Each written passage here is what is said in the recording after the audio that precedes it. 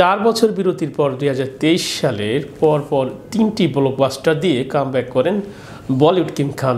দীর্ঘদিনের বিরতির পর আবার রূপালী পর্দায় ফিরে দর্শকদের উপহার দেন ডানকি, জওয়ান ও পাঠান।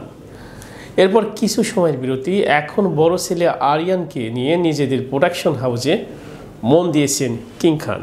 এর মধ্যে শাহরুখ ভক্তদের জন্য এলো সুখবর। শোনা যাচ্ছে শাহরুখের সারা জাগানো ছবি मैं हूं নার দ্বিতীয় কিস্তি আসতে চলেছে। 2004 সালে मैं हूं না এই পরিচালক ফারাহ খানের সঙ্গে প্রথমবারের মতো কাজ করেন শাহরুখ।